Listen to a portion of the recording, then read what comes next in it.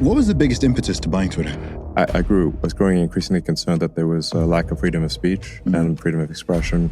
There was a lot of censorship, and a lot of censorship some of it was obvious, a lot of it was hidden. The average person is terrified. Effectively, what they're saying is they want the public to be misled and uninformed. I mean, the media is going to give you generally the dramatized Cliff Notes version of reality.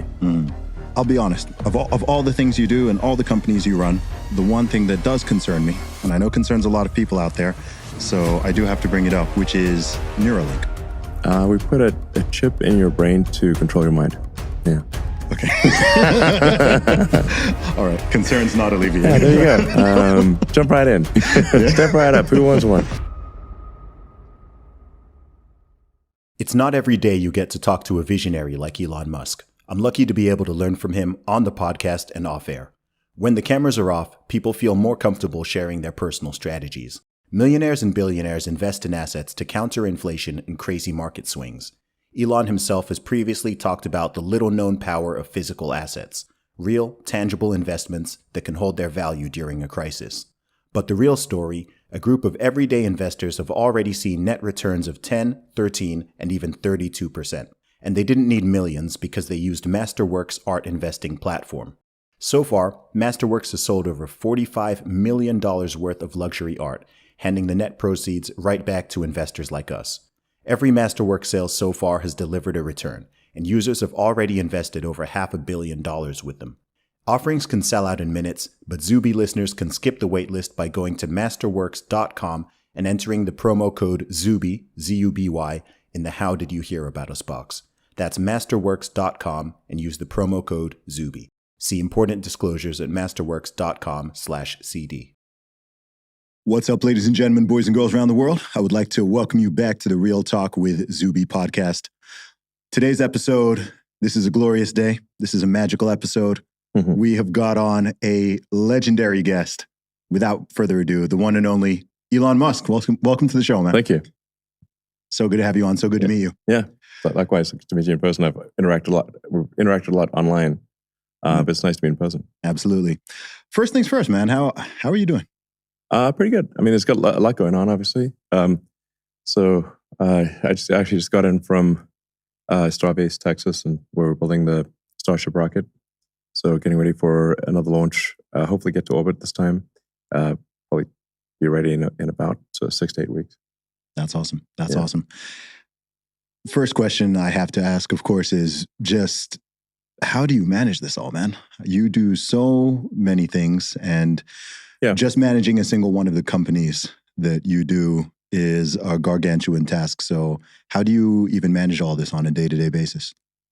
I mean, with great difficulty. I mean, I work a lot. And I have to say the last 6 months have been extra difficult because of the Twitter workload. I think things are reasonably stable at Twitter at this point. Obviously, Linda Yaccarino has joined, and I think she'll be a big help. And so I'll still be spending a fair bit of time at Twitter, but it won't be occupying as much time. Now that we're sort of financially more or less stable, it's not like an emergency situation. But we still want to rapidly improve the product, especially on the video side. And there's a lot of great things that are going to come out. Obviously, payments down the road, maybe later this year. And improving the direct message stuff, obviously enabling full encryption and video and voice calls, and just basically solving, if there's something you want to do, you can do it on this sort of X everything app, or you can leave easily and do it somewhere else. So you brought up X. X is something that you've been having in mind for a long time. Tell me the story. Years. Yeah, tell me the story about X.com. Well, I mean, way back in the day, the idea was for X or X.com to be an all-encompassing financial services company, or thought kind of in like a infinite information theory way to be the most efficient database for the information that is money. The way that money currently works is, from a practical standpoint, it's still mostly run on mainframes. That's still a thing for banks. It's mostly written in COBOL. It's still mostly batch processing. So actually, the financial system is very slow. It's not secure. You've got all these heterogeneous, complex databases. So if you have a real-time homogeneous database that is just like fundamentally more efficient and doesn't have all the expenses of bank buildings all over the place and bank branches and ATMs, which are increasingly kind of redundant, it can operate way more efficiently. And so essentially, if done right, the X would serve people's financial needs to such a degree that over time it would become, I don't know, maybe half of the global financial system. Wow. Or some big number. Okay. I'm not sure what the number is, but pretty big. So it would be by far the biggest sort of financial institution. But like I said, not really in the way that people are used to thinking about banks. Mm-hmm. Just the most efficient database for the thing that is money. Like I said, like least amount of fraud. Everything's real time. And if it involves money in any way, it can be dealt with seamlessly on one location. And then in addition, you've got the sort of social media element, which is also information. It's people sharing information of various kinds, whether it's text, video, pictures, voice, and so so both money and what we call social media are really information exchange. And I think there's potential there to make a product that is really quite compelling, that combines all these things, simplifies people's lives, is more, cost efficient for the average person. Mm-hmm. So, you don't have a minimum number of fees and whatnot. So, so I think there's just a lot of potential to create some, like the ultimate app or system, website, whatever. I hear that. And so would the long-term goal be for Twitter to evolve into X over time so it would just be fully integrated? Yeah. I mean, I said at the time of the acquisition, like I could do this independently and create it from scratch. Or what I thought was acquiring Twitter would probably accelerate progress by 3 or 4 years, maybe 5 years. I hear that. What was the biggest impetus to buying Twitter? What was the thing that made you want to do that? Well, like I said, there is a sort of, for a long time, I wanted to do sort of the create X core. And so that was one element of it. I also thought that I was growing increasingly concerned that there was a lack of freedom of speech and freedom of expression, and that there was a lot of censorship, and a lot of censorship some of it was obvious, a lot of it was hidden. Yeah. And I thought that was really unhealthy for public discourse. So how are people, say, in a democracy supposed to make the right decision if they don't have the right information? Mm-hmm. If they're being misled or important information is being withheld, which obviously was the case, in the infamous, Hunter Biden laptop situation. Everyone knows about that, but there are thousands of other smaller situations like that. Mm-hmm. So effectively, Twitter and frankly Google and YouTube and whatnot, Facebook, they put their thumb on the scale of elections worldwide, and they have done for some time. So, and a lot of times it's so subtle you don't even really notice it. Frankly, Google's might be the most pernicious in that it's very easy for them to just slightly derank a search. So it's on page like 4 or 5, if you're looking for something, and nobody ever goes there. So it's not gone. It's just not on page 1. Yeah. And the old joke used to be that what's the best place to hide a dead body would be the second page of Google search results. And nobody ever goes there. Yeah. So, so I think in order to have a solid bedrock for democracy, and frankly, even if a country's not strictly speaking a democracy, it's still good for the people to know what's going on. Yeah. We have to have at least one platform that you can count on that is maximum truth seeking, and that's what the goal is here with X/Twitter is maximum truth seeking, really allowing all voices to be heard. I mean, unless someone's doing something like just flat out illegal, then they should be allowed to say what they want to say. And free speech is only relevant if we allow people that you don't like to say things you don't like. Mm-hmm. Otherwise, it loses all meaning. And at least in the U.S., like the First Amendment is pointless.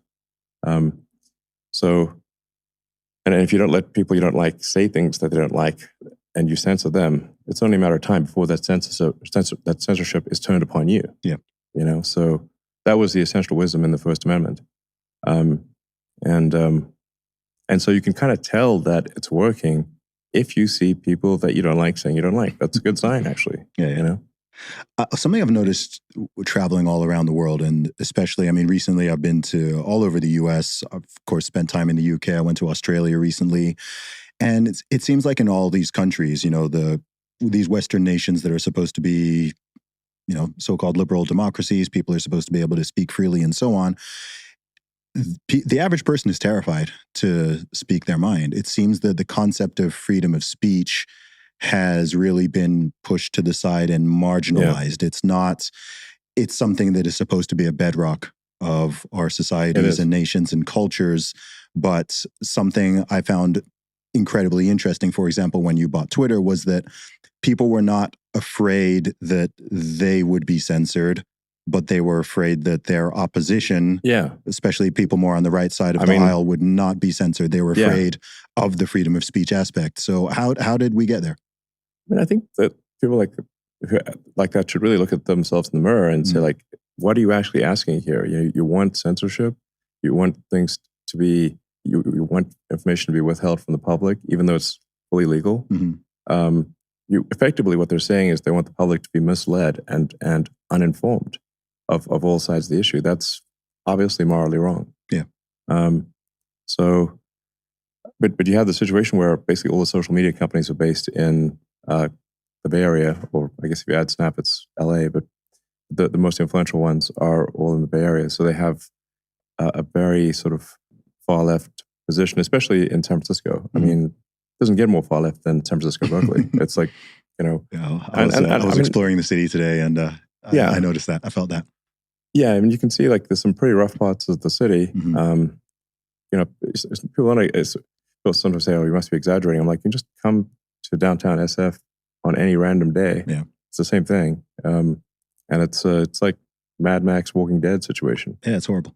Yeah, it's like you can't believe it. Now there are certainly still many nice parts of San Francisco, mm-hmm. but the fact that the downtown core is basically a dead zone, and frankly, some of the areas where there's just no people at all, I think might be worse than the parts where the zombies are, because it's actually bleaker. It's just empty. Yeah.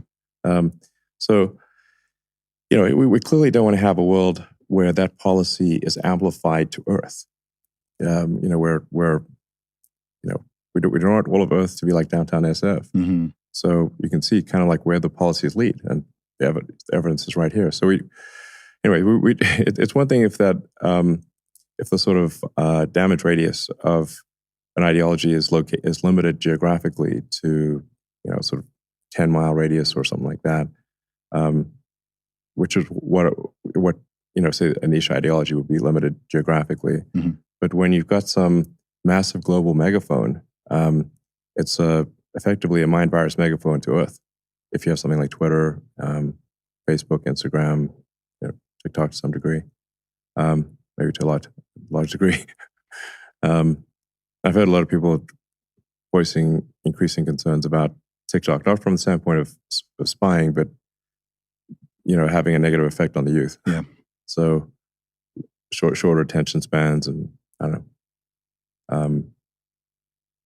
How do you manage that aspect when it comes to social media? Because I understand that anyone running a major social media corporation, there are so many different points of interest and conflicts and ethical confusion. I think a lot of people think it's sort of easier than it must be, right? You've got, number one, I think people often forget that these platforms are global. They're global, yeah. They're not just in the USA. They're not just in one nation. There are 100 plus different countries different jurisdictions with different laws, different rules.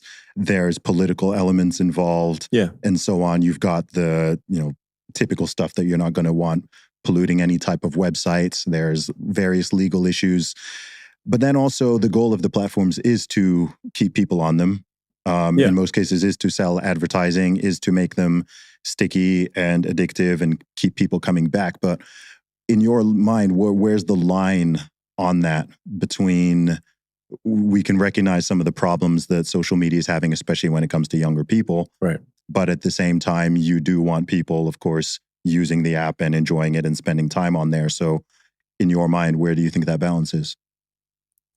Well, there is actually quite a lot of pressure from advertisers. Yeah. I mean, our advertising in North America and Europe is down like 50%. It's actually still roughly even in most Asia, actually, interestingly enough. But in North America, it's down like, I don't know, over 50%. Europe's down about 40%. I think if we simply towed the line and kept going as it was before, then we would still have a lot of that revenue. So that actually freedom of speech was pretty expensive. Yeah, it really is. Cost billions of dollars. It's currently costing freedom of speech is currently costing about $2 billion a year. So this is a lot. Just on Twitter. And lost revenue, it's right now roughly $2 billion a year. Yeah. Now I think that could change over time. Hopefully it will. That over time the advertisers will realize that actually Twitter is not some sort of hate speech purveyor. In fact, I get more laughs from Twitter than anything else. Yeah. Like if you say like laughs per day, I mean it's more than everything else combined. At least for me. I sometimes see content I disagree with, but I don't find it to be sort of, a festering sort of pile of hate, what's your experience? I love Twitter. I mean, I've been using Twitter since 2009. Yeah, so you know it well. I've seen it through a lot of different iterations, and what I did notice myself is that for the first few years of using Twitter, no one really worried about being banned or silenced, censored, shadow banned, all of that. It wasn't really a thing. It really started to ramp up, I want to say around 2015, maybe due to the US elections, and you started to feel the walls closing in, not just personally, but other people were finding, that person got banned. Yeah. Oh, that person. It's, it started out with people more on the fringes, but then it starts closing in and people start getting temporary. I mean, I got temporarily suspended for saying, okay, dude, once. That was my one suspension. Really? Yeah, I said, okay, dude, in response to somebody. And it's cool. I made a song and some great merchandise out of it in the end. But I had to delete that tweet. It literally just said, okay, dude. That's insane. Okay. And so people were getting banned for all these sort of things. And then now, in the past year, it's opened up again. Yeah. And I think people are having more fun now because they know, okay, I can make that edgy joke or I can say this or I can say that. You don't need to be walking on eggshells. Exactly. So it's like walking eggshells is just definitely going to be a buzzkill. Yeah. So our general philosophy is to hew close to the law in any given country. We can't do more than that. Yeah. As you mentioned, some countries, in fact, most countries, maybe all countries, have more restrictions on speech than the U.S. So we don't have any choice but to, obey the laws of any given country, or they'll simply cut Twitter off. So sometimes people are laboring on the impression that we can mandate what speech is going to be in some other country. And like, we're not the government, So we'll do the best we can, but we can't go, if we just do illegal stuff, they'll arrest our employees, fine us, and then kick us out. Yeah. So we'll do the best we can. And I think we're doing, I'm confident at this point, we do the least amount of censorship. We're the most open. We're the only social media company that open sources its recommendation algorithm. Everyone else is still, just a black box. You don't know what's going on in there. And then we're making it better over time. So, we're going to add indicators. So you can see on your profile page, have you been search banned? Have you been visibility filtered? Is there anything that's affecting your account in a negative way? Like we're going for maximum transparency. And I think that's what really builds trust. You know, because it's one thing to say like, oh yeah, trust us, but why? Well, if you can see everything we're doing, you know, then you don't need to believe me. You can just literally look at the algorithm. You can just literally, you know, everything's, you know, completely above board. You know, it should be possible for actually independent third party to recreate the recommendations that they see on Twitter using our algorithm. And frankly, we're still finding different layers of code that we didn't know existed. We literally found one this week, which was it had like a reputation score for any given account, and if that account started trending, it would be deleted from the trending list. I mean, turned out I was one of those accounts. So the system would exclude me from any trends. That's interesting. I think it was simply based on how many times an account had been reported. Okay. But not like dividing by total follower account or anything. So, you know, if like point. Oh, so if you just had a big following, then. Yeah, if anyone with big following is basically getting trend banned, which is crazy. Yeah. Or anyone that says anything remotely controversial or is targeted by, you know, bots or activists.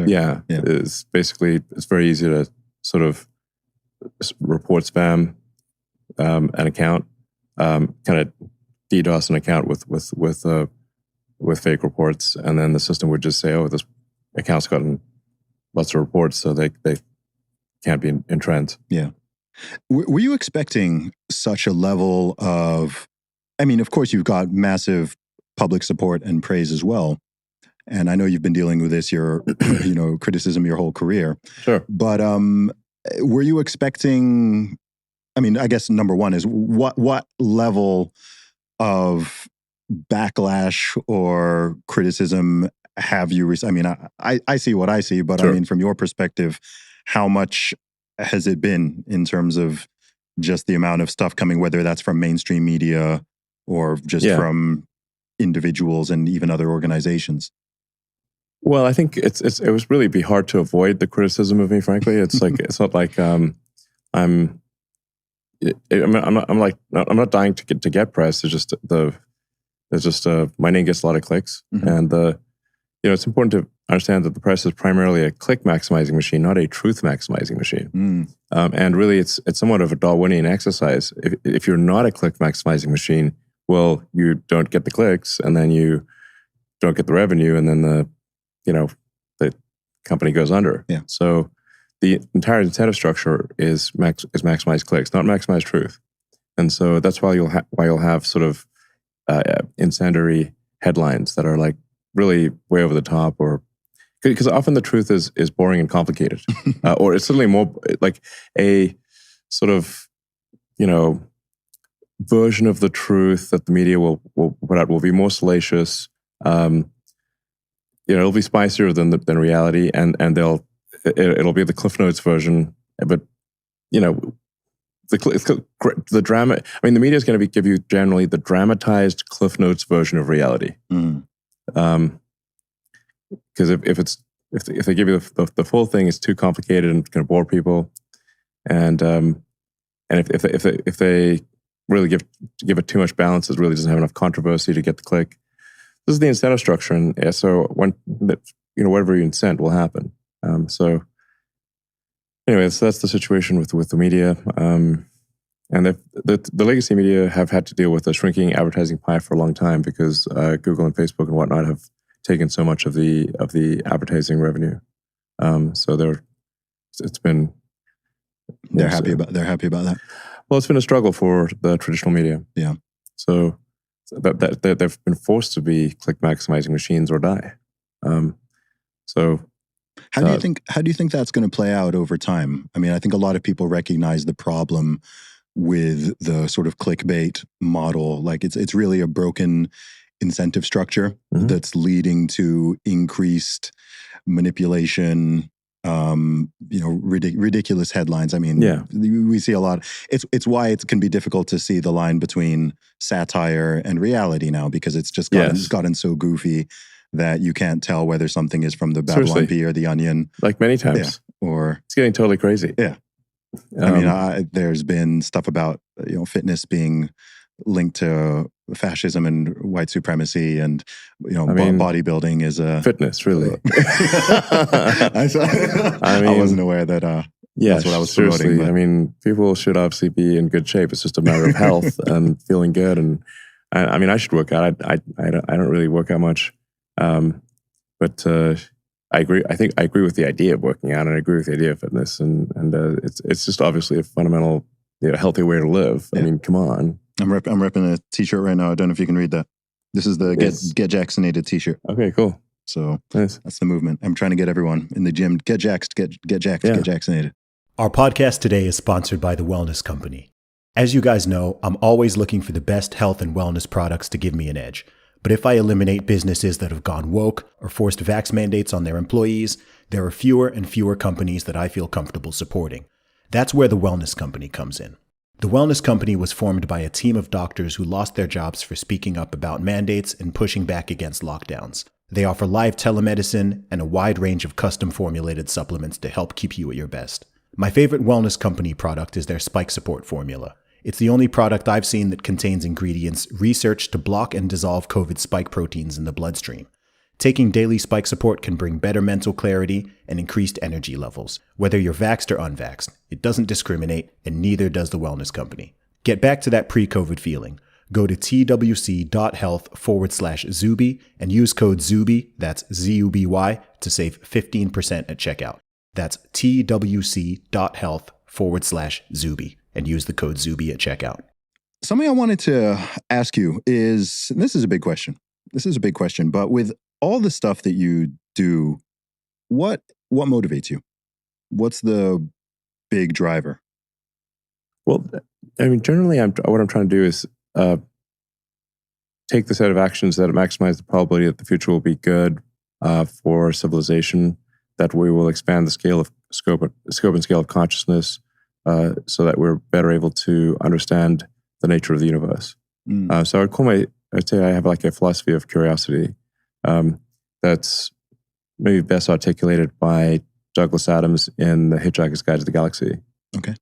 So where, that's where they famously has like the Earth's a big computer comes up with the answer 42, but the really hard part is what question to ask.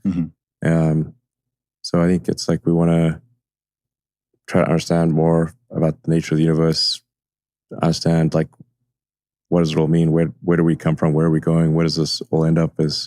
What's real? Are there aliens? I mean, well, they seem to be confirming some stuff quite recently. I mean, I have yet to see any actual evidence of aliens. So, and I'm really deep in space. Yeah. So, yeah. I mean, if there is some actual evidence of aliens or an actual UFO, I'll be there in a second. I mean, obviously, when it's, it's like, are we talking about bodies here? Or like, is it a UFO? Is it advanced technology? I mean, that would be very, very interesting. Hopefully they're friendly. If they manage to get all the way here from another star system, I mean, their technology is going to be far in excess. I mean, we'll be primitive compared to them, So, but I also think like if there aren't aliens, or that's actually perhaps even a bigger concern, because if there actually aren't aliens in our galaxy or anywhere near us, then effectively this consciousness on planet Earth is the light of consciousness is like it's a tiny candle in a vast darkness, and a fragile candle, and we should just do everything we can to make sure it does not go out. What do you think is the greatest threat to humanity? Well, I think digital superintelligence is a real concern. Mm-hmm. Now, I think that digital superintelligence, or artificial general intelligence, as it's called sometimes or mostly, is more likely to be good than bad. But it's just that the probability of a bad outcome is not zero. And I think probably the more we worry about a bad outcome, the less likely it is to occur. Okay. So I think we should be, just say like, let's try to steer the AI in a good direction. What do you think that potentially bad outcome would be? I mean, I've got ideas in my head. I've seen some sci-fi movies, sure. But I mean, the obviously the extreme case would be it wipes out humanity. That would be. It's not a 0% chance. Hopefully, it's a low chance, but it's not zero. Or it doesn't maybe it doesn't wipe us all out, but it's kind of like the chimps and the gorillas. They're in small sections of Earth, but they're and we don't like. It's not like we're like going and hunting them down or anything, but they're contained in small areas of Earth, and so they don't. We don't prioritize them. We don't prioritize them, and I'm not sure that like they're certainly not like expanding. Yeah, they got they're so they that could be also not a great outcome where it's like it doesn't kill all the humans, just keeps enough around just for the hell of it. Farm us. Yeah, or like just to see what happens, like study us like gorillas in the mist or whatever, just computer would like just study us out of curiosity potentially. That would still not be a great outcome for humanity, No. I mean, I think we want to, like I said, expand the scope and scale of consciousness, both biological and digital, and ultimately go out, become a multi-planet species, become an interstellar species, visit these other star systems, and maybe we do meet aliens, or maybe we visit these various star systems and we see, wow, here's an alien civilization that lasted 10 million years. And did incredible things, and then ultimately died out potentially. Mm-hmm. I mean, I think we could find that there's a whole bunch of dead one planet civilizations never got beyond the home planet. I mean, due to expansion of the sun, Earth arguably may become uninhabitable as soon as 500 million years from now, which is a long time, but. Mm-hmm. Earth's been around for 4.5 billion, so that would only be a 10% increase in the lifespan of Earth. And so, and if you date the civilization from perhaps the first writing, that's about 5,000 years old, and that's 5,500 years old. Those kind of archaic pre-cuneiform in Sumeria. So that's sort of like that's a very short period of time. So say like Earth's been around for 1.5 billion years. Writing is, say, 5,000 years old. So if you date civilization from the first writing, which is probably a reasonable number, then civilization's only been around for 1/1,000,000th of Earth's existence. Not long at all. Not long at all. We're a flash in the pan, basically. Mm-hmm. So anyway, so I think we want to do everything we can to obviously make life on Earth great, and make sure Earth is solid, and that civilization is on a sound footing. Keep making Earth better, but then expand to Mars, and ultimately, to the rest of the solar system, mm-hmm. and eventually to other star systems. Be a spacefaring civilization, like in the good sci-fi movies and shows. It's like Star Trek and whatnot. Let's go out there and see civilizations we've never.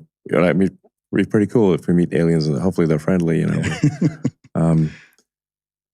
And just gain a vastly great understanding of the universe. I think it might depend on which humans they meet first, whether or not. I think we need to be quite cautious about who they meet first.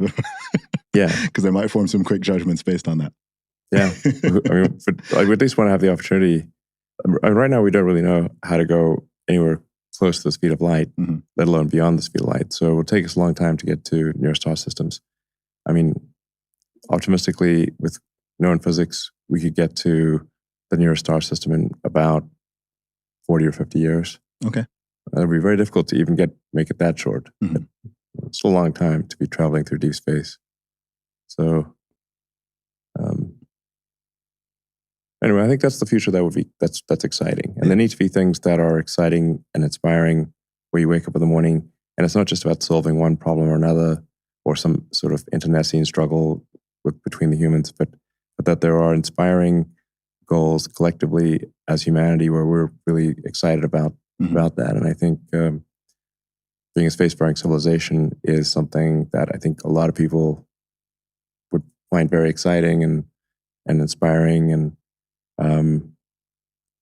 even if they don't go themselves, they can just kind of live vicariously through those that went. I mean, I think with the Apollo landings, it was they were literally said for all mankind. And I think everyone was proud to be a human at that point. Yes. It's like we actually went to the damn moon. That's such an important sentence you just said there. Actually, wow. Yeah, you just said something there that's actually really important. You said people being proud to be human, and I think actually we increasingly live in a time where a big part of the problem is that that's not the case. Yeah. I think oftentimes people view it with a sort of nationalistic lens about people being proud to be American or proud to be British or whatever, and those people recognize that sort of patriotism seems to be declining.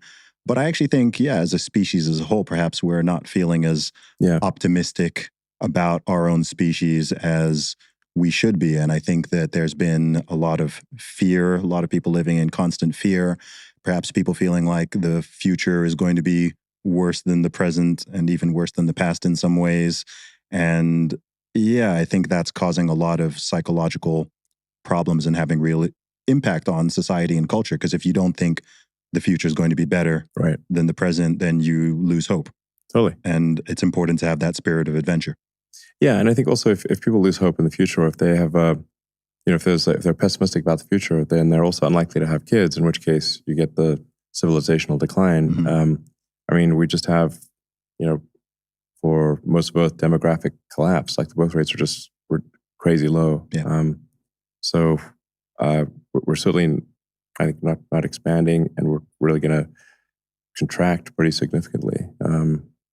I mean, Japan last year had twice as many deaths as births. That's crazy. Yeah. So, I mean, every single Western country has a below replacement birth rate. Yeah, and just generally the trend is as soon as you get sort of urbanization, frankly, and unfortunately, education urbanization and education reduce birth rate. Yeah.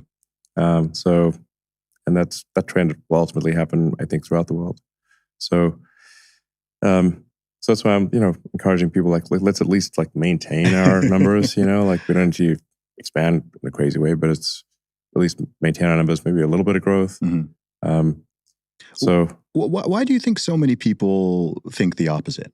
I mean, you hear a lot of talk about I think the whole overpopulation thing is total rubbish. I think it's a massive psyop, and that's not true. but why do so many otherwise smart people buy into that?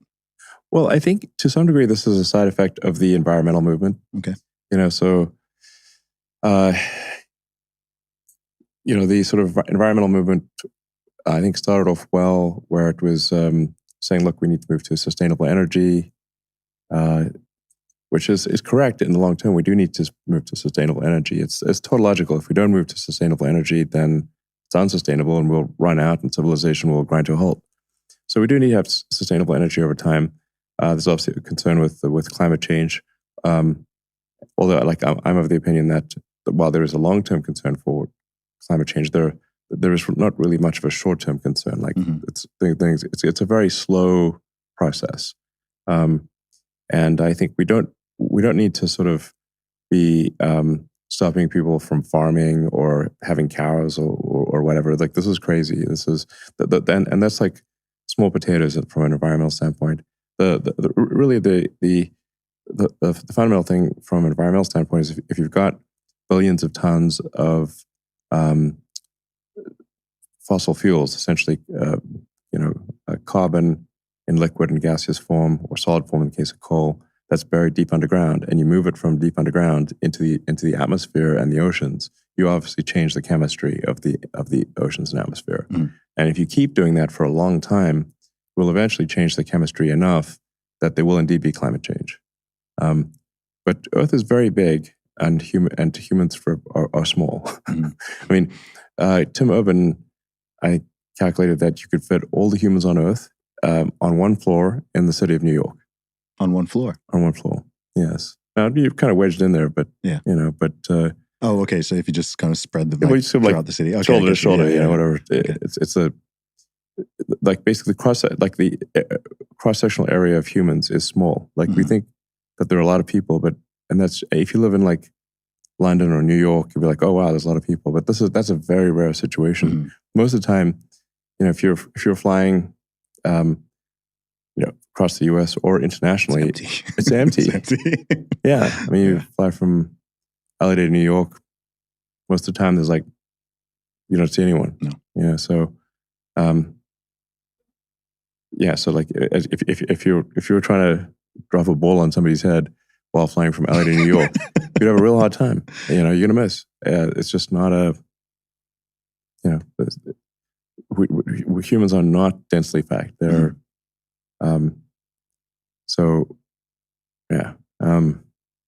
plenty of room for more people. That's basically the situation. So anyway, I think the environmental movement kind of got somewhat overzealous and kind of was.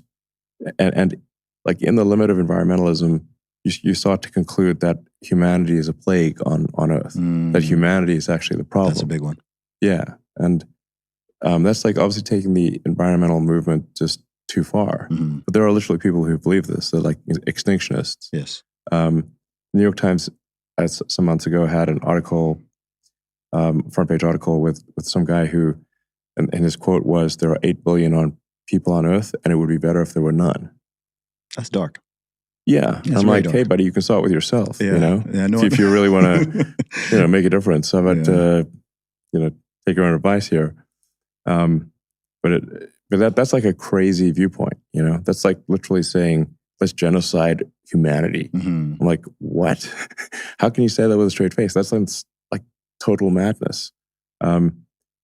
But people, like I said, in the limit of environmentalism, it sort of becomes like an ingrown toenail. It's sort of like, yeah, toenail's fine, but not if it's like warped and ingrown. It's just gone too far. Humanity is not a blight on the face of the earth, and frankly, even with climate change, life on Earth will still continue. The calamities that Earth has suffered, where life continued afterwards, like gigantic meteorite impacts, super volcanoes. The continents drifting all over the place. There have been times in Earth's past where it's been like a total snowball, or it's been absolutely sweltering hot. And life. We had many extinction events, but there were, but life continued. We don't see the dinosaurs now, but they've had a good run for 100+ million years. So even if there's catastrophic climate change on Earth, life continues. It just may not be the life as we know it. It may not be humans. It'll be something else. So what we're talking about with climate change is not a threat to all life on Earth, but really maybe a threat to humans and dislocation of humans if there's low-lying countries that the water level rises and now they're underwater type of thing. So. I think one just needs to strike the right balance by saying, like, look, over time we need to move to a sustainable energy economy, and we can't just keep taking billions of tons of carbon from deep underground and putting it in the atmosphere and expect nothing will happen forever. Yeah. But we also don't need to be alarmist about it and super negative and massively disrupt people's lifestyles. I think people can continue to live a normal life, and they shouldn't be guilty about being human or sort of, frankly, having a stake. It's fine. Yeah, it all. Something that strikes me with that agenda as well, and people who push it, is it also seems like Western countries climbing the ladder and then pulling the ladder up after them, right? So when you have large developing nations somewhere like India, lots of parts of Africa, and so on, and it's like, okay, the Western nations have gone through this whole process to even get to a stage where you can afford to care about such things. You've got other nations that are developing, and they're trying to get up to the level of prosperity that, say, the USA has right now. And you want them to care about the environment, but it's like, people are still poor. People are not going to care about the environment until they've got their basic needs met. Sure, So there's a part of it where it's this, it's this sort of belief system that I think is very, what's the right term? It's almost like to use a Rob Henderson term, it's like a luxury belief, right? It's like, okay, it's all good for you to view things that way, but if you think about the average person in many parts of the developing world, they can't afford to be thinking this way. They still need to get up to at least the basic level that our countries are in.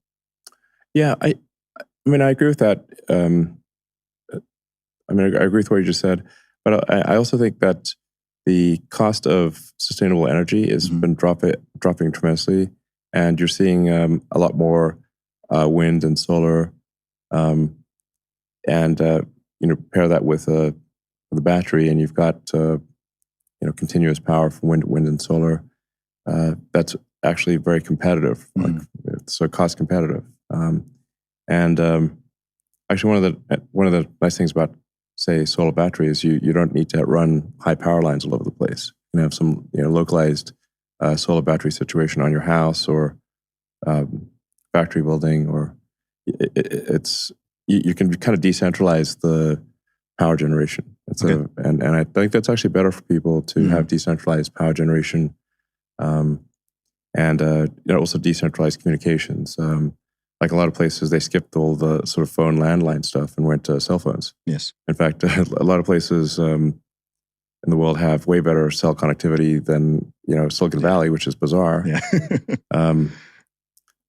So yeah.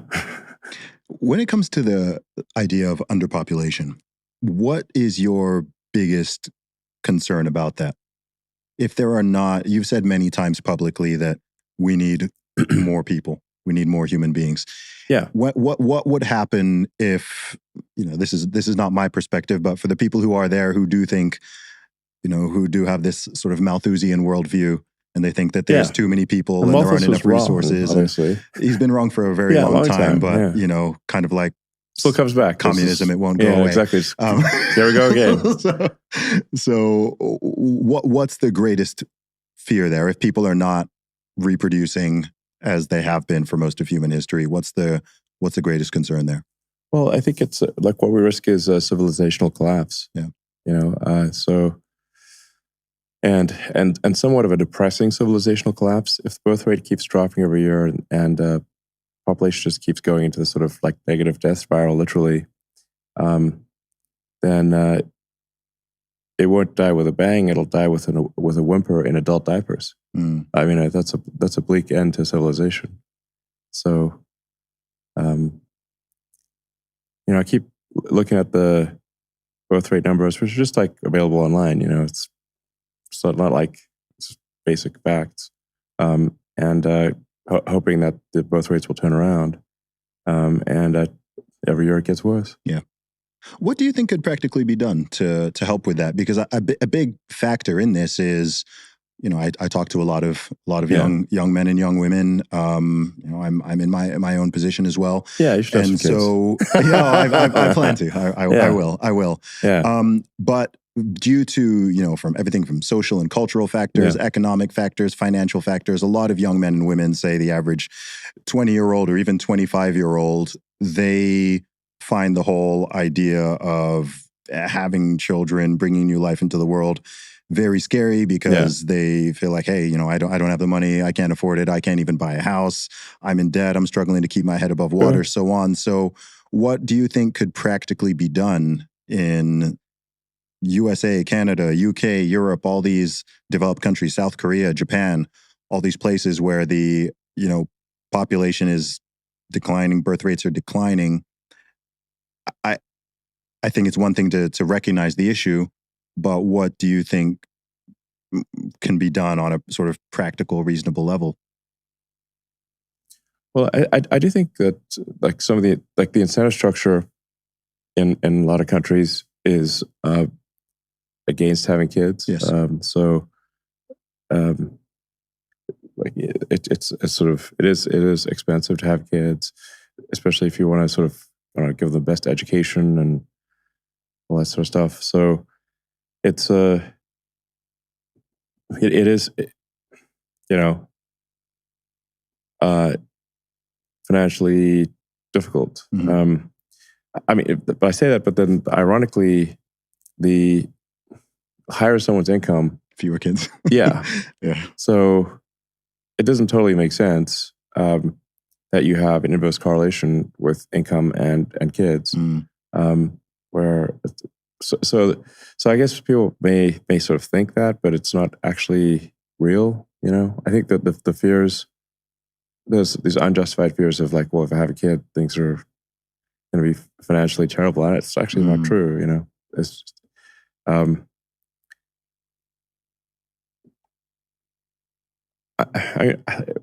don't know that I have a good answer to this because I'm Yeah. trying to figure it out. Yeah, I mean, I know that for a lot of young people, and some of this is media and cultural programming, Yeah. but a lot of people have been pushed over the decades the idea that having children ruins your life, right? That it takes away your freedom and your autonomy, and you can't have fun and do all this cool stuff, and you've got to just, I think the idea of parenthood. I think the solution is I don't know exactly how to do this, but I think the idea of parenthood and family needs to be made cool. Yeah, it does. It needs to be made cool again. Yeah, absolutely. And I think people just don't understand, like, nothing will make you happier than having kids. It will absolutely improve your happiness level to have kids. Mm-hmm. And I mean, we're kind of like programmed for that. It's like, if we just say like in the old days where it's like, people were sort of like food was like short supply, you had plague, like, it's like trying to survive from one year to the next in the old days was like a big deal. Mm-hmm. And so, now we have, now that's kind of more or less normal that you would survive from one year to the next. So, we've become, I guess, complacent, but basically, if it wasn't rewarding instinctively to have kids, we wouldn't have them. Yes. I mean, almost none of the world was literate until not that long ago. So it's not like you'd like, oh, let me read a bunch of books.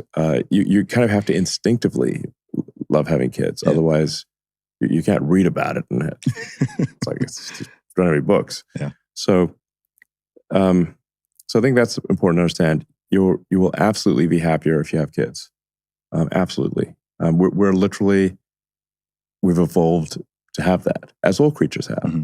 I mean, you can take, say, like, I don't know, like I don't know, an alley cat or something, or a bobcat, like some like wild creature that would normally be quite fierce and unfriendly, mm-hmm. And like kill or eat anything it came across. But the moment it has, cubs or puppies or whatever, or kittens, it becomes that becomes loving mom. Mm-hmm. So like the cat that was really mean is like taking care of its little kittens. It's instinct. It's Yes. like, it's genetic programming. So people should really expect that if they have kids, they will improve their quality of life, not make it worse. If you haven't heard already, it's Smooth Sack Summer. That's right, this is the summer to keep your man parts cool while still looking hot with Manscaped. And you can jump right in and get 20% off plus free shipping with the code ZUBI at manscaped.com. The leaders in below-the-waist grooming are making sure we all have a ball this summer by giving us everything we need to stay fresh downstairs. The Manscaped Performance Package 4.0 has everything you need to prepare that summer bod. Their Lawnmower 4.0 trimmer features a cutting-edge ceramic blade to reduce grooming accidents, thanks to their advanced skin-safe technology. It's even waterproof, so you can groom yourself in the shower if that's how you roll. The package also includes their Weed Whacker ear and nose hair trimmer, Crop Preserver ball deodorant, Manscaped boxers, and the Shed travel bag. Get 20% off plus free shipping with the code ZUBI at manscaped.com. That's 20% off plus free shipping with the code ZUBY, Z-U-B-Y, at manscaped.com. It's Smooth Sack Summer, boys. Get on board or get left behind. You've got a lot of kids? Yeah, I'm trying to set a good example. Awesome. Yeah. How has having kids made your life better? How does it make you happier? And how does it motivate and drive the things that you're doing? Well, I mean, I don't know. It's like, I think it's normal to love your kids. It's just, it's just kind of an automatic thing, and they've got this little creature that's depending on you to take care of it, and it's very rewarding to do so. Mm-hmm. I think inherently. I mean, they're a lot of fun. But I don't know. You love them; they love you. It's great. Do you find being a father is a driver? Is that a particular driver and motivator for the way you think and the things the things that you're not trying to do, the things you are doing? I think it does motivate me to want to make sure that the future is going to be good for my kids, and sometimes people might say like, well, so sometimes I'm complimented and they'll say like, well, it's very magnanimous of you or altruistic of you to care about civilization. But I think actually, like, even if somebody's very selfish, you should still care about civilization, because we cannot live in the absence of civilization. Mm-hmm. You cannot live alone. We cannot, if you want to know what being alone and without civilization is, just look at like Naked and Afraid. It's not, they don't want to. It's not. We all like actually hanging out with other humans. We all actually like each other more than we think.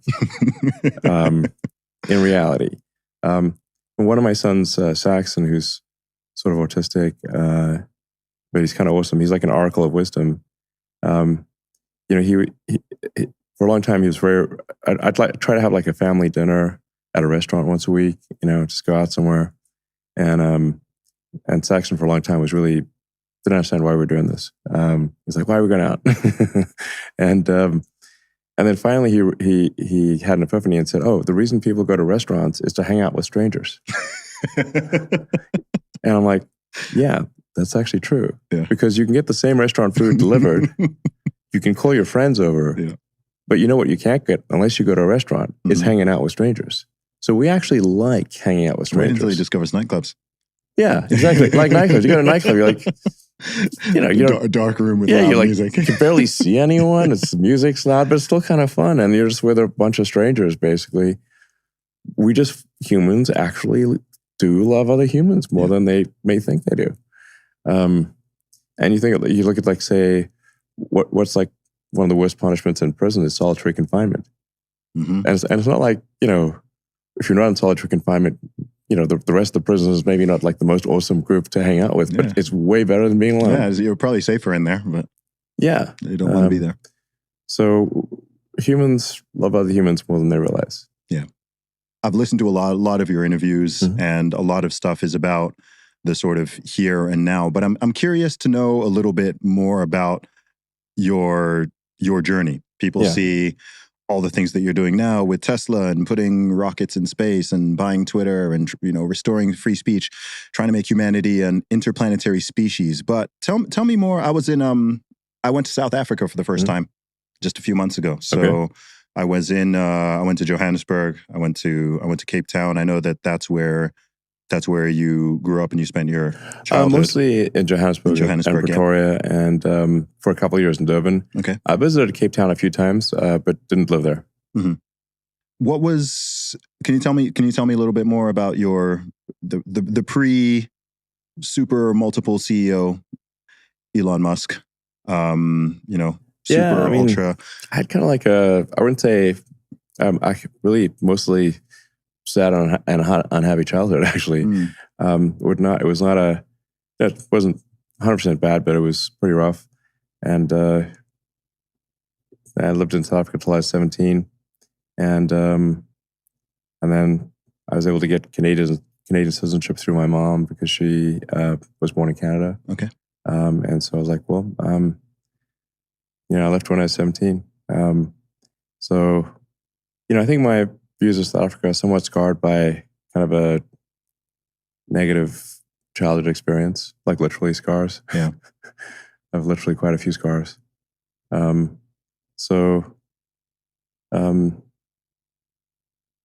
was tough. So there's certainly plenty of good things about the country, but my particular experience was not that great. So, I hear that. Yeah. I know you, one of your first projects was a video game called Blastar. Yeah. Am I getting that right? Yeah. Tell us about Blastar. Well, I always loved video games when I was a kid and computers. So the video games back then were extremely primitive, you know. So I guess when I was about, I don't know, 10 or so, I saw like the first computer. I mean, I read a lot of books, and then I saw that you could actually have a computer, which is, I thought, like, wow, this is the best thing ever. It was a Commodore VIC-20. I think it had like 8K of RAM or something. You know? 8K. Yeah. That's crazy. It was best. I thought it was the best thing ever. And so I got a book on programming, taught myself how to write computer programs. And then gradually progressed from the Commodore VIC-20 to the Sinclair Spectrum, which was actually a pretty brilliant little computer. That was a 48K computer that felt very advanced after the VIC-20. And then so I was just kind of programming, and you couldn't really get very many games. So I was like, well, I'll program games, and play them myself. But it is interesting that the simple game that I wrote when I was a kid, and I think I wrote it when I was like 11 or something. And I did all the graphics and the music and everything. So primitive graphics, primitive music, but still. I was actually, I sold the game for money, which wasn't that much money, but it was a lot for a little kid. And I wrote a bunch of other games too when I was a kid, and then actually I worked briefly at a software company, a games company called Rocket Science in Palo Alto, which had nothing to do with rockets. It was just a games company. And then I don't know. I wrote software for almost 20 years, from like ages roughly 10 to 30. And I heard you used to play Quake a lot. Yeah, and got pretty darn good at that. Yeah. So, played a lot of Quake, and had one of the best teams in the country, actually. And I think it was the first paid esports thing in the US, or certainly one of the first. And we ended up coming second in that.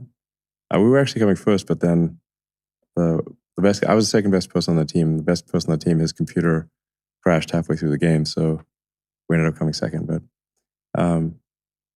I think like we made a few $1,000s or something. So it was pretty good at Quake back in the day. Yeah. And I heard you wanted to get into, or at least you thought about getting into programming video games, but then is that fair to say? I did actually work on some fairly advanced video games at this company, Rocket Science. Okay. But that's I like video games, but I wanted to sort of have as big of impact on the world as possible. Like I said, like try to take the set of actions that I think are most likely to result in a good future, be as useful as possible. So I was, for a while there, was pursuing a path of developing technology for electric vehicles. And that's what I was going to be doing my graduate studies at Stanford on, is sort of advanced energy storage technology for electric vehicles. And are putting that on hold to start an internet company, because I figured like the technology of electric vehicles would advance and I could come back to it, which I did later. But the internet was which was going supernova at the time. And this is in 95. So I wanted to be part of building the internet, basically. What was your first impression of the internet? Because I think for young people now, it's like it feels like the internet's always been there. Yeah. And I think people forget. The air you breathe or something. Yeah, I think people forget even within my lifetime, Yeah, I remember when nobody had email addresses. I remember when sure. people were terrified to put their credit card details online, when Yeah. people thought selling books online was a dumb idea and this Yeah. Amazon thing was never going to work. Like, that's all within my own lifetime. Right. So stuff has changed very, very quickly. But what was your first impression of the internet, and how did you so quickly realize its potential? Well, as we were talking about, I was into computers from when I was even before I even had a computer. I was reading about them. So, so I had some like very early primitive computers, and then had a computer with a modem. So like dial into like a bulletin board or in these various sort of very early pre-internet things, um, and then like the you started to have the internet go beyond just universities and like a handful of universities and government institutions to be kind of commercialized, and it was just growing exponentially. So the way I sort of visualized it was like the humanity was like acquiring a nervous system. Mm. So previously, information had to flow from one person to another. So you either had to meet in person, you had to call them on a phone, or somebody had to carry a letter by hand to someone else, and that was the way that information flowed. Mm-hmm. And if you wanted to have access to a book, you'd have to go to a library, and the book, most of the libraries would only have a very small subset of the books that exist. So your access to information was very limited, and very slow. But as soon as you have the internet, where everyone's connected, now you could be in a very remote location, and if you've got access to the internet, you have access to all of humanity's information, everything. You have access to the entire kind of collective group mind. So it's like moving from like where we're communicating almost like by osmosis, like just like literally direct contact to, and very limited amount of information to now anyone has access to all of the world's information. The internet, you can learn anything on the internet for crazy. free. Yeah, all like the MIT lectures are on YouTube. You can become an expert in anything for free if you've got an internet connection. Yes. And I think people haven't realized that yet. Yeah, I guess if you ask them, they know it's true, but they don't quite appreciate that the equality of access to information is so radically better today than it was in the past. It's no comparison. For a long time, like books were very rare, and like people would have a small collection of books. Before the Gutenberg press, they'd have to literally copy out the book by hand. So having a book was like a relic. Yes. It was like hardly anyone had books, hardly anyone could read, and even those that had books didn't have very many of them. Mm-hmm. Then you had the Gutenberg press thing, and now you can make copies of books, but still paper, still limited, still not that many.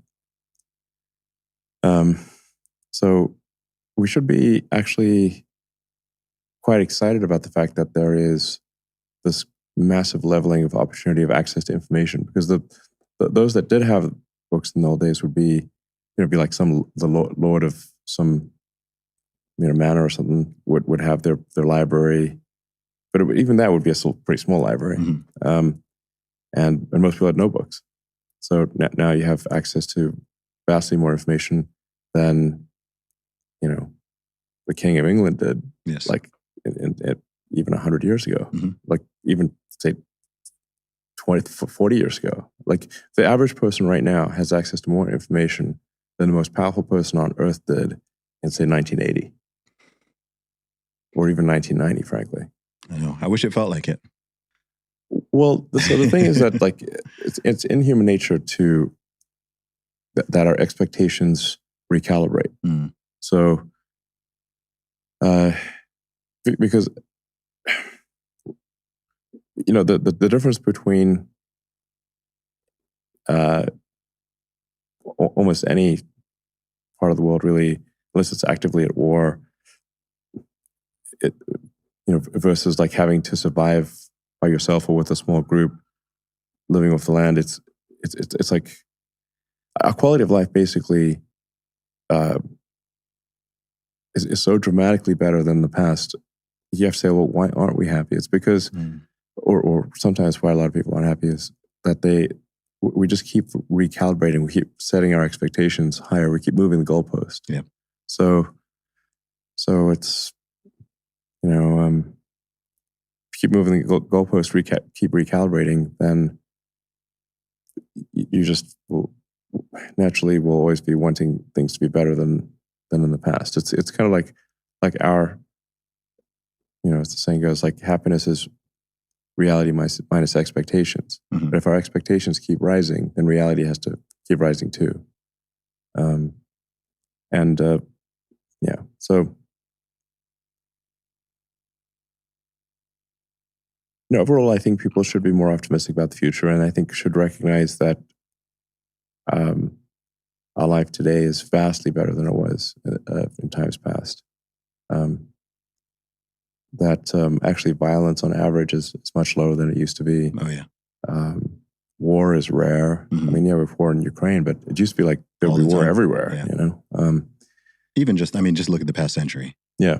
I mean, it's crazy. Well, the last century was insane. Yeah. It's now rare for there to be war. Yeah. Yeah, I think people lack perspective and gratitude with all those things that you're saying. And I think that if people had more awareness of both history and how far and how quickly human beings have advanced and how much things have gotten better, even if you just take something obvious things, poverty, childhood mortality, women dying in childbirth, access to education, that's a huge issue. I mean, literacy. Yeah. People were used to just be getting taken out left, right, and center. Mm-hmm. It was very normal for, a quarter or a third of children to die before they reach age 5. It was very normal for young men to be going off to war and being brutalized and killed in all sorts of horrible ways. Yeah, in fact, Napoleon said like every French woman has to have 6 kids. 2 will die two will die as children, 2 will die in war, and then 2 more to continue France. Wow. Yeah, and that's France. Yeah, and it wasn't that far wrong with the Napoleonic Wars and stuff. Yeah, I just think that because of that, I think with a lack of perspective comes a lack of gratitude. And then no matter how comfortable someone's life is, no matter how good things they are, even if they're in good health, no one around them is sick or dying, whatever, and they're still just feeling down and sad. And I think if they could just reframe that in their minds, then I think people would be a lot happier. Yeah, absolutely. I really encourage people to be students of history. Yeah. I mean, there's some really good podcasts out there that are very compelling. Podcasts. There's like this Explorers podcast that's really interesting, like of the early sea voyages, and how like everyone was like dying of scurvy. Oh gosh, because they didn't even know vitamin C was a thing. Basic stuff, yeah. Yeah, and then they finally figured out, okay, vitamin C is a thing. Yeah. So,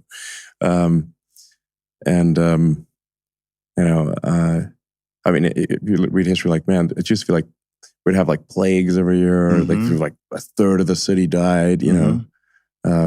I mean, they only discovered germs fewer than 150 years ago. Yeah. Right. So people didn't even know the idea that you even should wash your hands before, delivering a baby or something. That was new. Yeah. The germ theory of disease was opposed for a long time by the medical establishment. Mm-hmm. It's like actually worth noting that, like, literally the official line was germs are fake. Yes. And the doctors are clean. So yeah, doctors, exactly.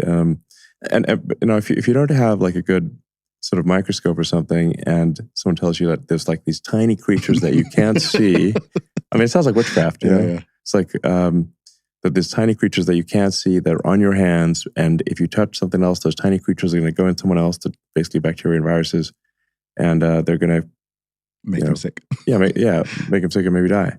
And they're so small you can't see them. Like once you get microscopes, people are like, okay, I see like little things wiggling around. Like I don't know what those things are, but they don't look good.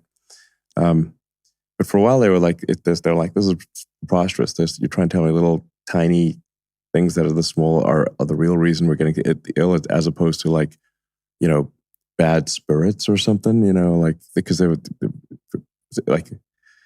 just think that there was like bad air or something. It's like, this place is cursed, Too much blood, stick some leeches up. This place is cursed. That's why we get ill.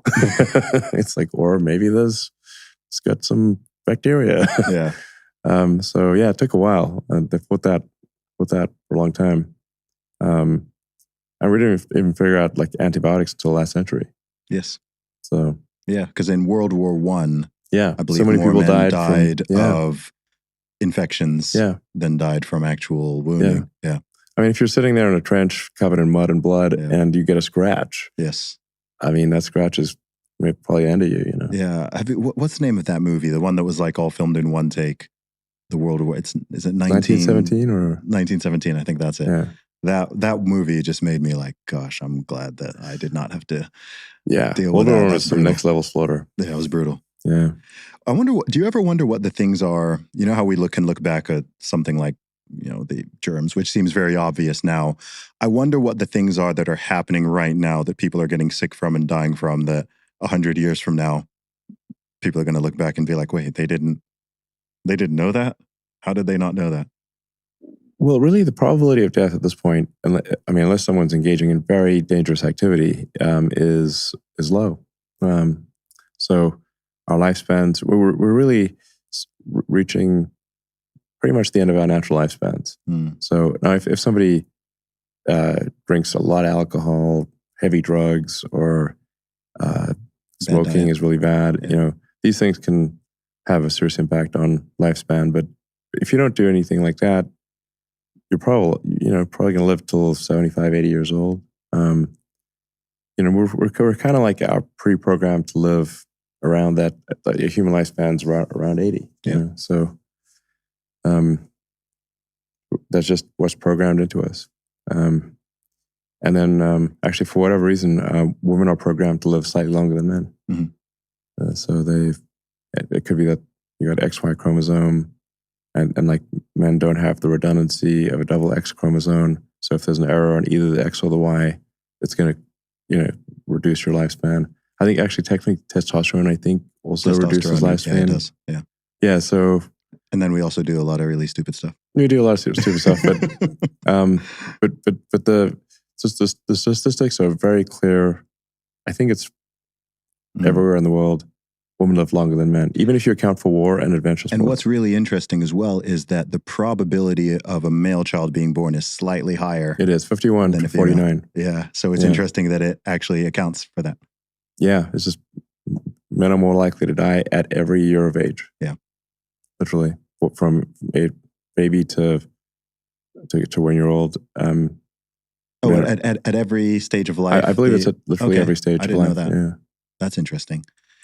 Tell me more about, so I'll be honest, of all the things you do and all the companies you run, I think it's all awesome. The one thing that does concern me, and I know concerns a lot of people out there, so I do have to bring it up, which is Neuralink.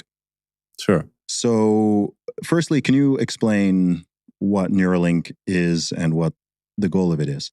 We put a chip in your brain to control your mind. Yeah. Okay. All right. Concerns not alleviated. Yeah, there you go. Jump right in. Step right up. Who wants one? No, so Neuralink, you'll be able to see Neuralink coming from a very long distance, because any device that you implant in a human you have to go through so many tests.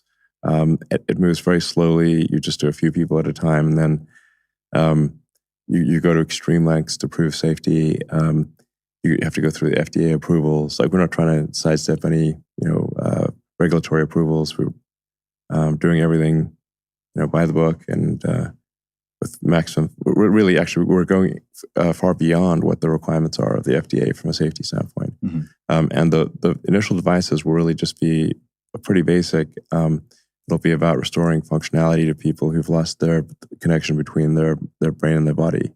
So you can imagine, like, if, say, Stephen Hawking could talk or communicate as fast as somebody with a fully functioning body. Mm-hmm. That would be amazing.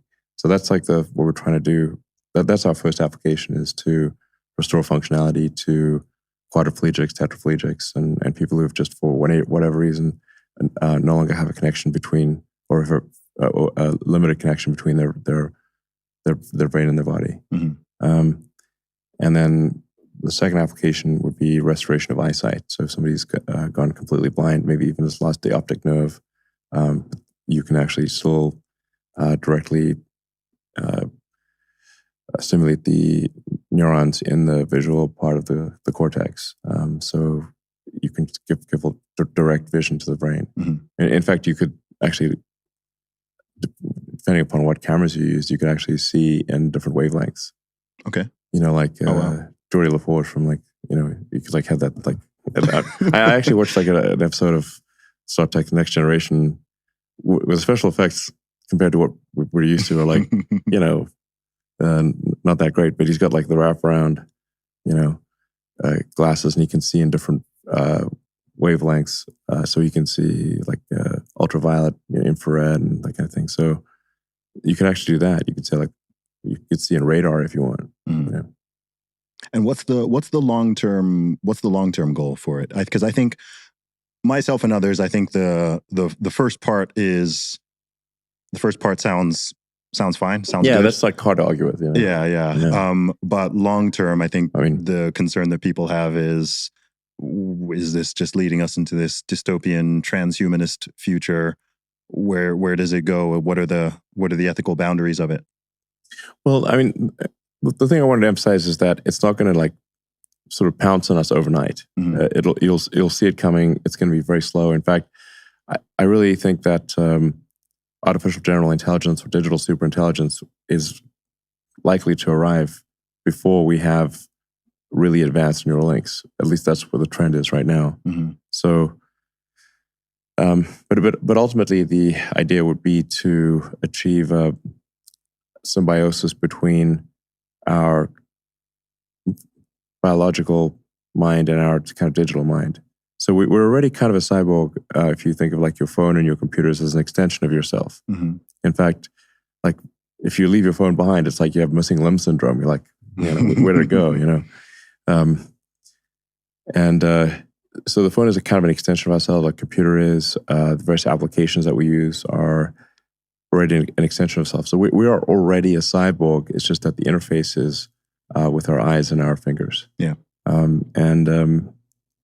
And that interface, especially output, the rate at which we can type words into a phone or a computer, it's very slow. Our input is much better because with the data rate from vision is, I don't know, many thousands of times, maybe a million times better than the rate at which we can output. So input is maybe, I don't know, roughly a million times better than output. And so what a Neuralink device can do is improve that bandwidth, allow you to be sort of much more symbiotic with the AI extension of yourself. So you can think of like a human brain really could be arguably divided into two parts. One is kind of like the primitive brain, the reptile brain, it's sometimes called. It's like a sort of basic instincts, and then we've got the cortex, like the higher level thinking, planning, and that kind of thing. But the two operate symbiotically. So I haven't yet met anyone who wants to delete their limbic system or delete their cortex. Everyone's quite happy having both. Yeah, they're like, oh, I like it the way it is, But your cortex is way smarter than your limbic system. But the irony is that even though the cortex is way smarter than the limbic system, most of what it's doing is trying to make the limbic system happy. It's like limbic system's hungry. Okay, let's get some food. The limbic system is horny. Okay, let's have sex or whatever. Or see. I mean, the sheer amount of effort the cortexes of all the humans have put into trying to get laid is insane. That's got to keep the species going. Yeah, but not even if it's not for procreation. Like the limbic system is really too simple to understand that sex does not result in procreation, because for almost all of human existence that it did. Birth control is a very recent thing. So the limbic system is trying to incent procreation, And but now we can effectively hack the limbic system by doing procreation, by having sex without procreation. Mm-hmm. So, which is, I guess, maybe part of the issue with why do we have more kids? Is like in the past it would just happen because in order to make your limbic system happy, you'd have sex. You didn't have birth control, so if you'd pop out some kids. Yes. So that's how it used to be. So even though you've got a cortex that's way smarter than the limbic system, the cortex is still basically just trying to make the limbic system happy. And then if you think of like the computers as a sort of a third layer, the AI is a third layer. It's not necessarily the case that the AI would be acting contrary to our interests. I think if it's closely linked with our biological intelligence, I think it could actually be just simply, again, trying to make the cortex happy, which is trying to make the limbic system happy. So I think we'll put even more computing power into trying to get laid, basically. Now the AI is going to help you get laid.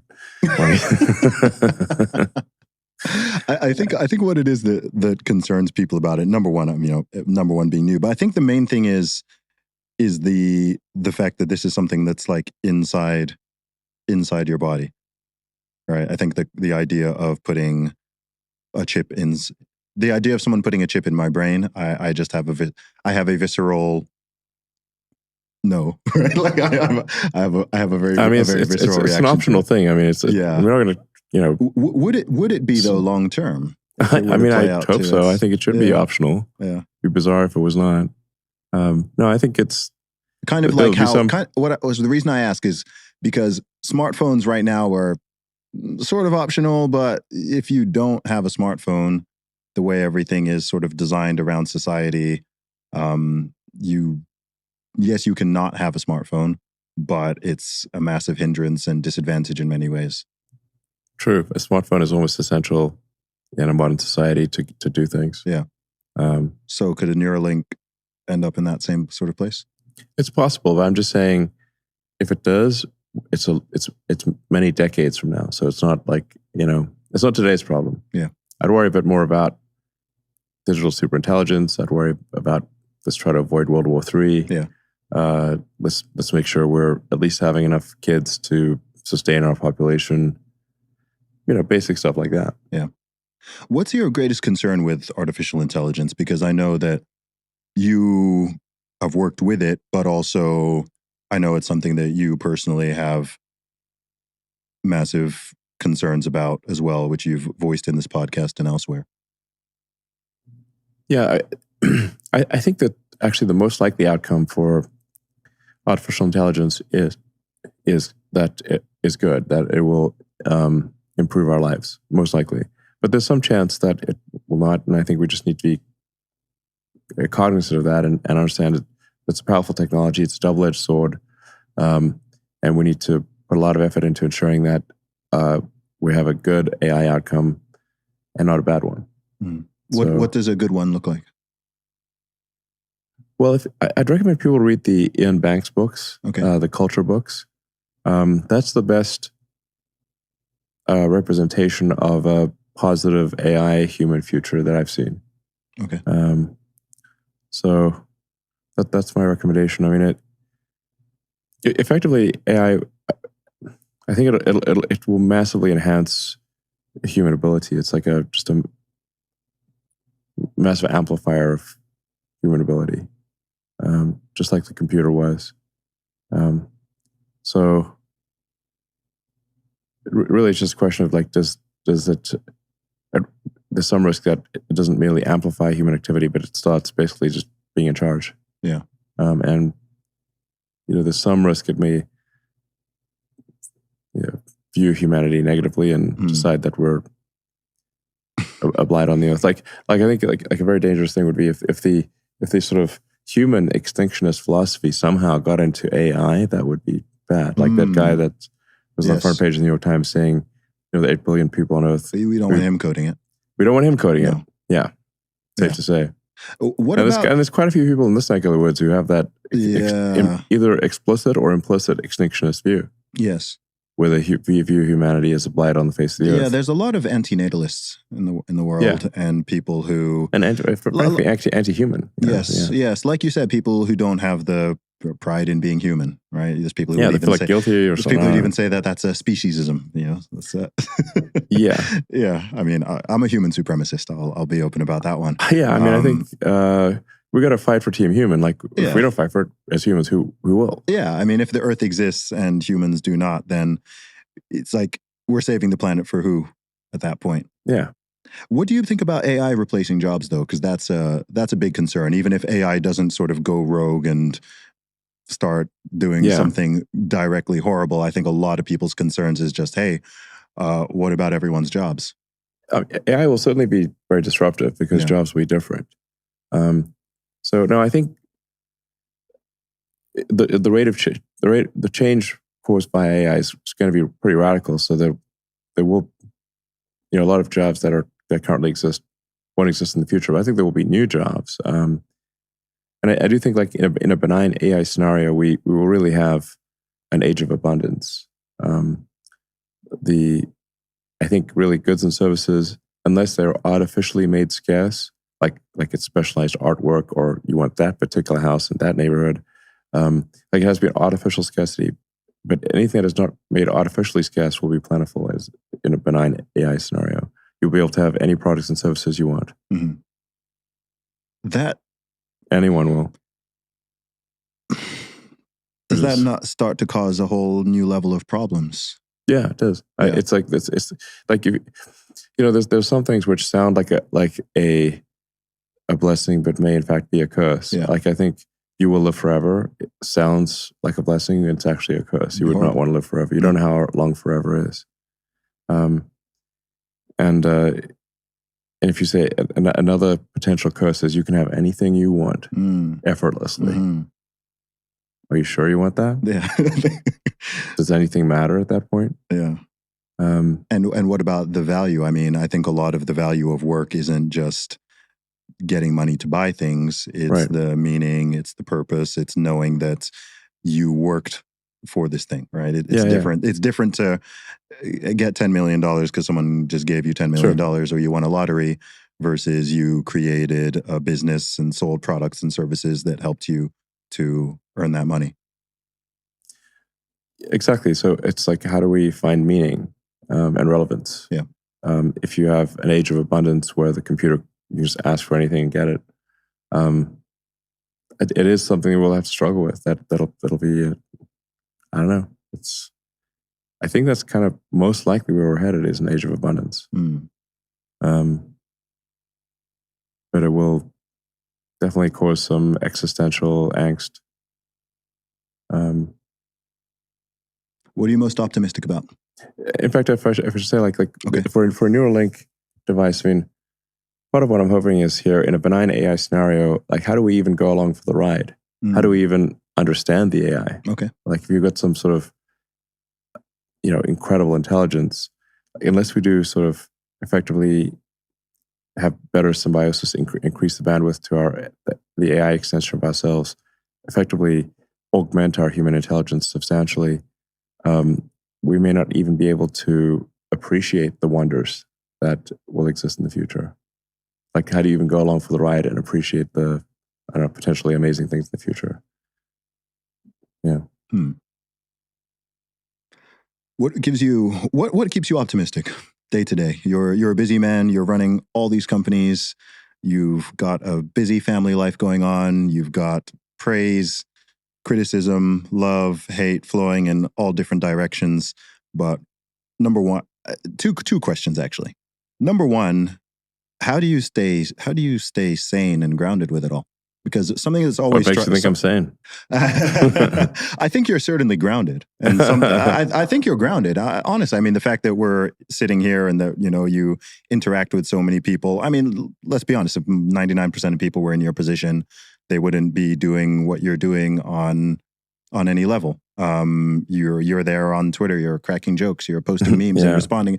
I mean, if it's you're who you are, but you strike me as a normal guy who's doing extraordinary things rather than someone who's just completely like I don't know, out there, and I couldn't even have a conversation with, So that's what I mean by sane.